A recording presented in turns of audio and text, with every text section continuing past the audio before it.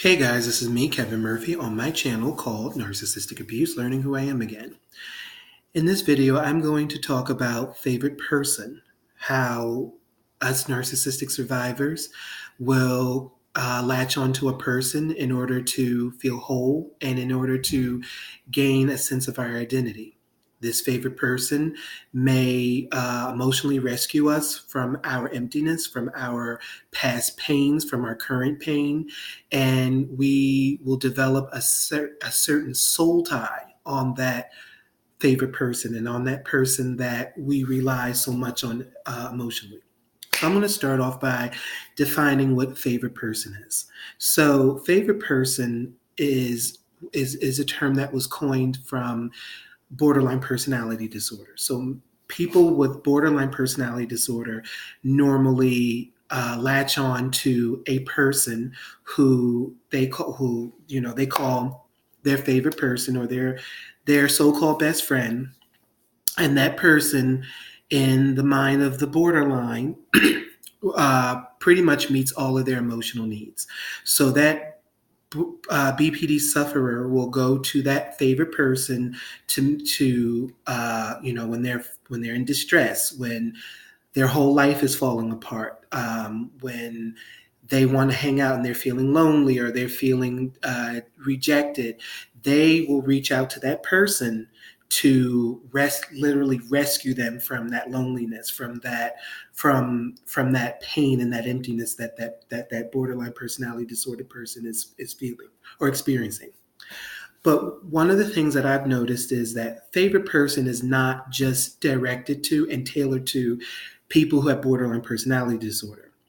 People who come from narcissistic homes, people who have been abused constantly on a constant basis will look for a favorite person or someone to live up to those emotional expectations that they did not receive from their parents or from their childhood.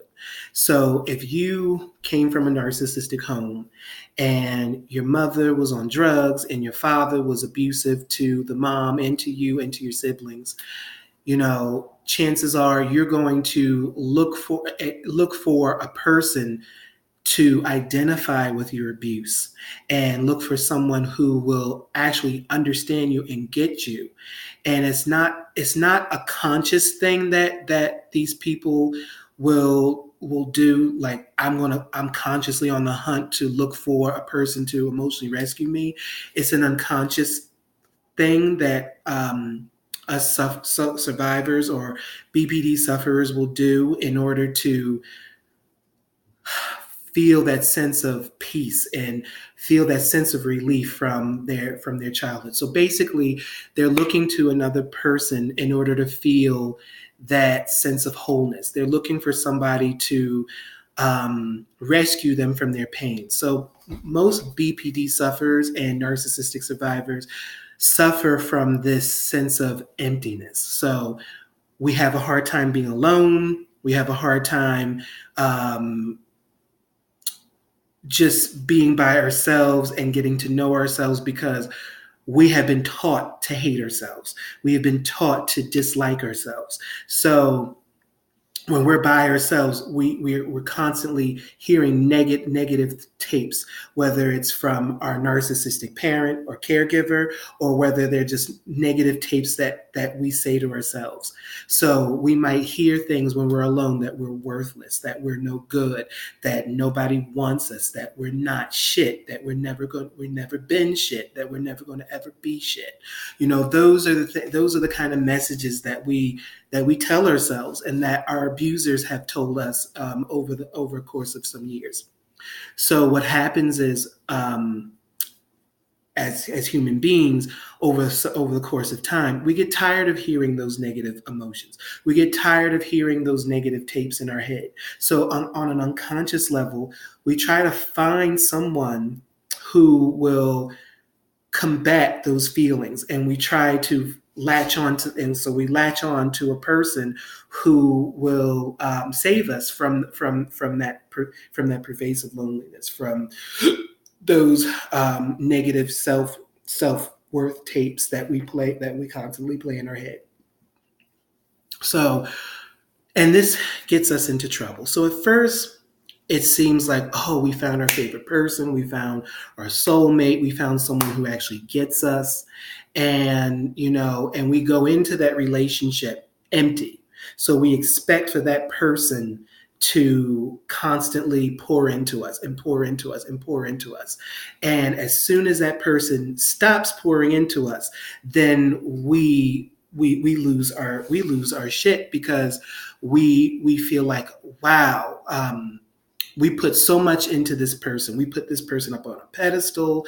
We made this person, feel like they were our everything. And see, all of this is done on an unconscious level. So unconsciously, we have this image in our mind, and we feel that, oh, this person is going to meet all my needs.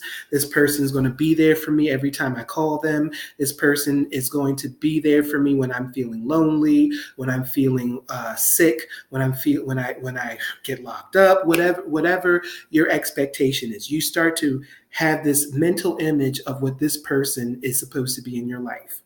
And once that mental image is distorted, where that person, it says they can't be there for you to help you move. That person doesn't respond to your text message right away when you are feeling lonely, or when you want them to help you, or things like that. Then that is when we start to take that favorite person off of that pedestal. And we start, if you have borderline personality disorder, you start devaluing that person. And then that's where the splitting happens. So that person goes from being all good to now being all bad. And as a narcissistic survivor, you start to pick up certain traits of the narcissist or the borderline, because you're operating out of your own brokenness. You're operating out of your own pain. It's not that you are borderline, you have borderline personality disorder, or you have narcissistic personality disorder, but you are trying to heal from your trauma, but you're healing from your trauma in all the wrong ways. So I'm going to talk about some ways to properly and appropriately heal from the negative self-talk that you've experienced, from the trauma that you've experienced, because we try to create these favorite persons, and we try to create these codependent relationships out of our own trauma. So these relationships start off not healthy, because I'm not coming into the relationship whole and healthy, and the person who is agreeing to be the favorite person is also not healthy and whole. And I'm going to talk about that too in a minute. So some strategies that we can do in order to combat those feelings is, we have to face our fear. If your fear is fear of abandonment, you have to face that fear. You got to stop letting your fears and your the things that you went through control you. So if I have a fear of abandonment, or if I have a fear of loneliness, I have to face that fear. I have to be courageous enough to face that experience. So for my viewers who are afraid of being alone, and fear of abandonment and things of that nature, what you have to do is you have to experience and embrace that loneliness. If you're feeling lonely and your permanent go-to was to text a friend, or to try to call somebody, or things like that, you have to embrace that loneliness. You have to allow those feelings to happen. And you have to find other coping skills in order to independently deal with those things, because that favorite person is a human being too. They have their own crap to deal with as well. And there's no person on this world, whether it's your spouse, whether it's your mother, whether it's your father, whether it's your cousin, whether it's your brother, your sister, can rescue you or be there for you all the time. It is your responsibility to be there for yourself. It is your responsibility to journal. You can journal. You can journal your thoughts. You can, if you are a believer in God, if you're a Christian, you can go to God and you can pray and ask God to help you get through that loneliness, get through that lonely time. But you don't want to get into a place where you're depending on or trying to have what you call a favorite person to rescue you from those negative thoughts and feelings. Because what's happening is you're becoming a manipulator when you're doing that. And it sounds kind of harsh to say that, oh, you're a manipulator. And it's not that again, it's all unconscious, but on an unconscious level, you're manipulating that other person by using them to rescue you from your pain. So you're not developing a relationship with your favorite person to give of yourself and and out of appreciation for that person. You are looking to gain something from that person. You're looking for love. You're looking for acceptance. You're looking for them to rescue you from your loneliness. So that's one of the things that I would suggest doing is, journal and really embrace that loneliness and realize that, yeah, it's a short-term pain, but in the long term, you'll get better at taking care of yourself emotionally. You'll get better at responding to your own needs, because a lot of times it's not the favorite person that's neglecting us, or even the narcissistic parent. It's the fact that we're neglecting ourselves. We're neglecting ourselves, and we are expecting somebody else to take on that responsibility to take care of ourselves.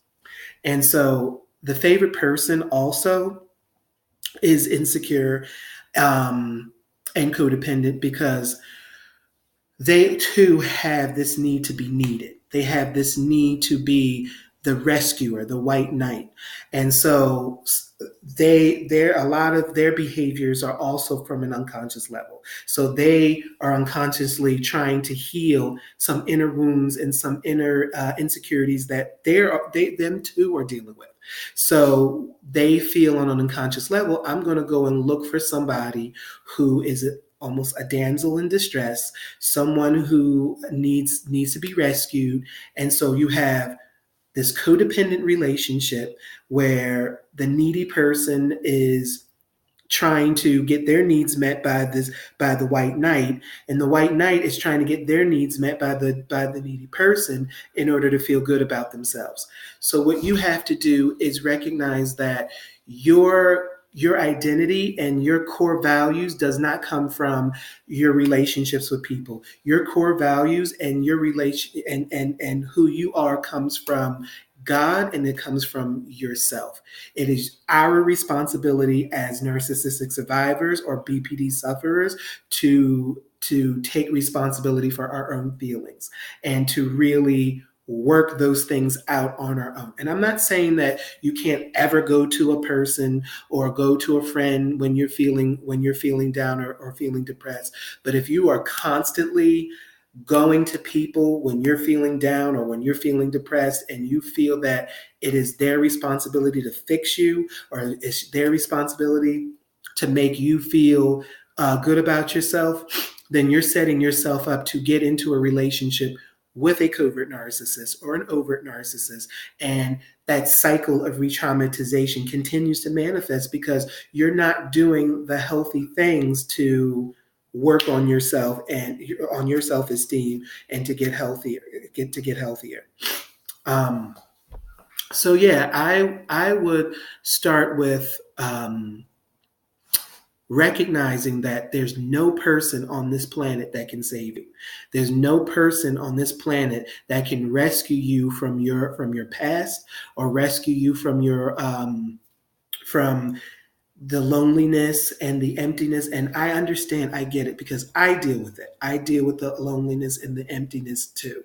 But what I've learned from previous poor relationships is my common theme was I was looking for someone to rescue me. I was looking for someone to pet me and someone to tell me that everything is going to be okay. And it was my responsibility to make, and especially as an adult, it is my responsibility to reassure myself. It is my responsibility to rescue myself when I'm feeling lonely, when I am feeling inadequate, when I have to tell myself who I am. And it starts with knowing who you are too. When you know who you are, you no longer believe those negative tapes in your head. You no longer have that narcissist barking negativity in your mind. After a while, it shuts up on its own when you start to realize who you are, when you start to identify who you are yourself, instead of looking to another friend or another person to identify who you are. So this was a quick video on the favorite person and tips on how we can start to take our life back and start to take responsibility for our own loneliness and for the things that we're experiencing, for the inner negativity that we're experiencing. And we will start, we'll start attracting other people into our lives, healthier people into our lives, when we start taking full responsibility for our own feelings, for our own behavior, and stop thinking that it is someone else's responsibility to rescue us. So thank you for watching this video. Please continue to subscribe and like these videos. My name is Kevin Murphy, and I hope that you guys have a good day. Talk to you soon.